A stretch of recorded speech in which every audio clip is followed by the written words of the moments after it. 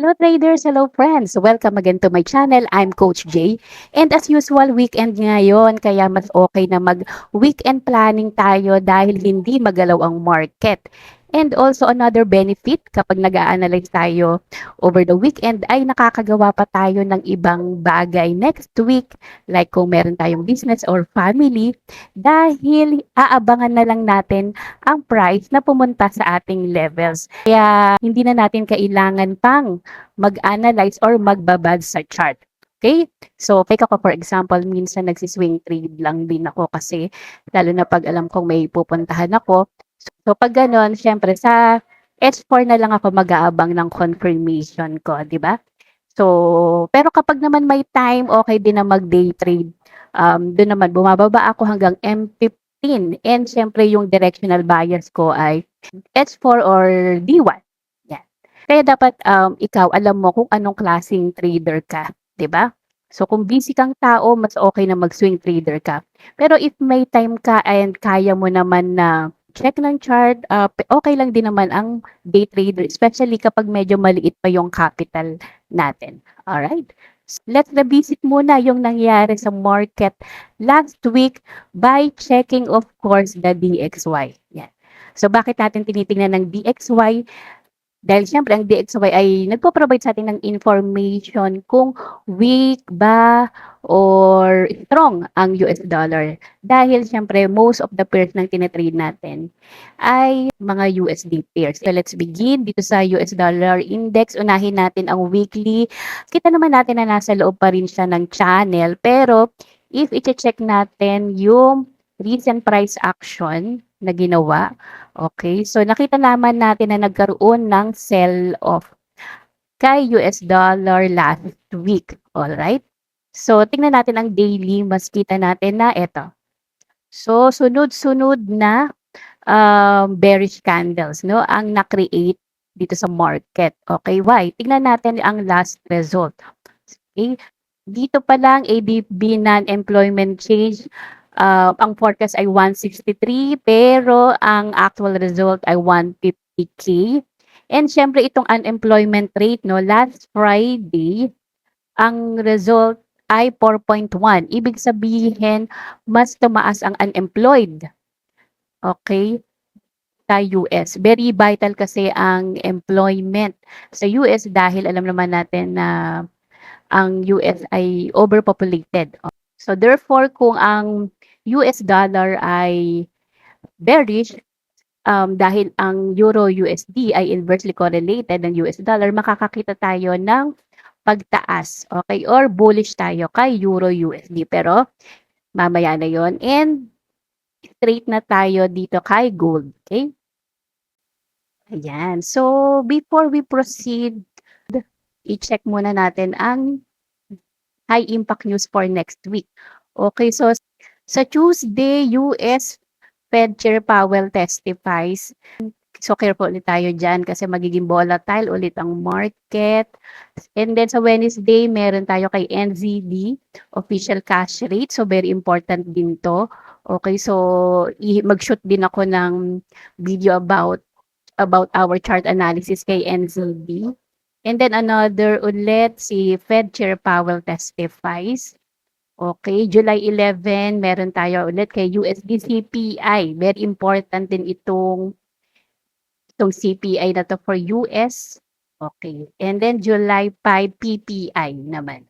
Yun. So, magiging busy ulit tayo next week, traders. Kaya mas okay talaga na mag-analyze na tayo ngayong weekend. Okay, so let's proceed na kay gold. So again, dahil weekend ngayon, magmo-multi-time frame analysis tayo and also sentiment analysis.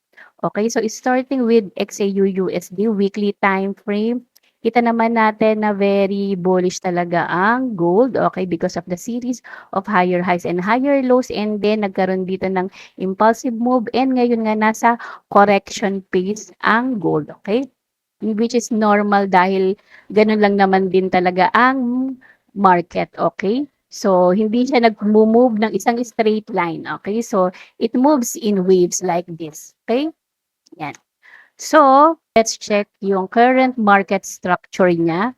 Kita naman natin na ang, yan, Ang gold ay naririto lang sa area na 'to, okay? So, na-explain ko ito last week sa inyo. Ang market ay sideways, okay? And then ang last test niya was etong support. So, ang logical na next step niya ay going to the upside, which is ayun nga yung nangyari. Alright? And so, congrats sa mga naka-TP dito. Okay? Naman tayo sa daily time frame. Okay. Yan. So, dito sa daily time frame, on the way na siya dito sa area ng 2,400. Okay, so may possibility talaga na pumunta ang market. So, ako kasi pullback trader ako, kaya aabangan ko siyang mag-pullback dito. Okay. So, hintayin kong magkaroon ng retracement dahil nagkaroon ng impulse move. So, ang possible na next step niya ay magkaroon ng pullback and then saka siya tumaas. Ngayon, syempre, hindi naman natin alam, di ba, if ganyan yung mangyayari. May possibility talaga na dumire-diretso na ang price dito sa area ng 2,400. Okay? Tignan natin ang COT report. Actually, ang last na report ay ito pa rin, June 25, dahil nga nagkaroon ng bank holiday sa US. Pero still, we can see na very bullish ang mga big institutions. So, they went from having 131,168 all the way up to 246,229.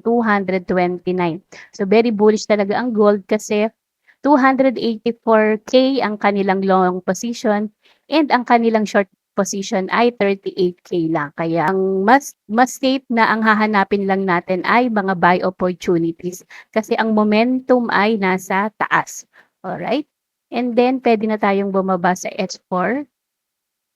Okay. Yan. So, sa mga nagsiswing trader dyan, nung nakita nyo ito sa H4, itong hammer na to, tapos nasa magandang location siya, yan, like ako nakapag-buy ako diyan and diyan yung target ko 2,400 and yung SL ko ay hanggang dito lang.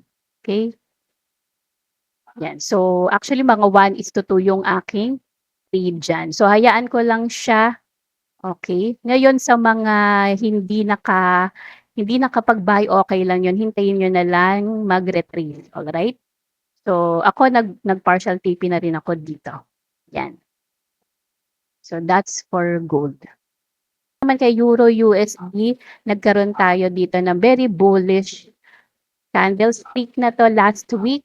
So, as again, no, sabi ko nga dahil inversely correlated sila ni DXY. So, kung bearish last week tayo kay US dollar ngayon ay nakakita tayo dito ng bullish kay Euro USD. Okay? So, tingnan natin sa daily. Ito, no, pag titignan din natin itong closely itong market, itong current market structure niya, nagkaroon na dito ng breakout sa resistance na to. Alright? Okay. Then, let's proceed to daily time frame. Okay. So, dito, nabanggit ko sa inyo rin during the weekend na this is the double top or M pattern. And again, pag mga M pattern, binabalikan niya talaga ang neckline which is ayun nga yung nangyari. Okay? Okay, so dito naman sa COT report ng Euro USD, June 25 yung last na report natin from the COT. And ang last na report nila ay nag-add sila ng short na 12,288 and nag-close sila ng 4,000 na long orders which gives na negative position na negative 8,431. Okay, pero if i-check natin ang kanilang long versus shorts, hindi naman gano'n nagkakalayo. Okay, 167K ang long, while 175K ang short. Alright? Kaya nakakita tayo ng, balikan natin ang weekly ng sideways. Okay? Yan. So, naging sideways sila. Okay, so abangan natin, dahil hindi lang natin nakita ang report nila, pero may possibility na nag-add sila ng long orders nila kay Euro. Kaya nakakita tayo dito ng spike, okay? Kay Euro USD. Abangan ko ito ma-update next week. So, punta tayo sa H4 time frame. Yan. So, kita naman natin na, okay, na nag-shift ang market from bearish, okay, to bullish kasi nagkaroon dito ng initial higher high and then ito yung higher low tapos ayun. So na-confirm tong higher low na to kaya ito nagkaroon talaga siya ng spike to the upside, okay? So so ako magtitingin pa rin ako ng long position ko by next week pag nagkaroon dito ng pullback. Okay, so kayo if day trader kayo, pwede kayong bumaba ng 15 minutes and dito kayo maghintay ng mga levels nyo. Lastly, kay GBP/USD naman. Okay, so dito kay GBP/USD nakapag-trade din tayo last week. Okay, so buray na muna natin yan and check the weekly time frame. Okay, so here in the weekly time frame and if magpo-focus lang tayo sa current market structure niya, okay, from downtrend, nagkaroon din siya ng shift to uptrend, okay? So kita nga natin itong breakout dito sa resistance na to and boom, tumaas na yung price. Mas kita natin siya sa daily time frame. Okay? So dito sa daily time frame kita din natin itong inverted head and shoulder na to. Okay? So after niyan, inverted head and shoulder na to, binalikan niya yung neckline tapos ayun tumaas na siya. Okay? Pero currently the price is now sitting dito sa resistance na to. Okay? So syempre habang ang price ay nandiyan sa resistance na yan, ang mga sellers ang dominant diyan. Kaya may possibility pa rin naman na magkaroon ng move to the downside which is okay dahil pwede natin sabayan um, ang kanilang buy position. Alright, let's check the COT report. Okay, so here in the COT report, very bullish din ang mga big institutions kay GBP dahil kita nyo naman from negative 26,233 na net positions ngayon ay 44,000 na ang kanilang net position. So, nag-shift na talaga sila from bearish to bullish. Okay? So, let's check the H4 time frame. So, again, kapag day trader kayo, pwede kayong bumaba ng H1 or M50. Let's focus lang dito muna.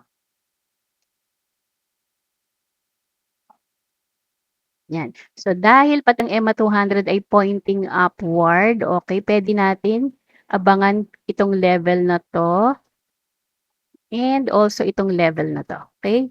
So, ako kaya meron na rin ako dyan. Nagpa-alarm na rin ako dyan para hindi ko na rin siya laging chinecheck. Okay? So, para pag dumating yung price dyan ay ma-notify na kaagad ako. So, yun lang. So, bullish tayo kay GBP/USD. Alright, so yun lang and I hope marami ulit kayong inputs na natutunan. Bye-bye!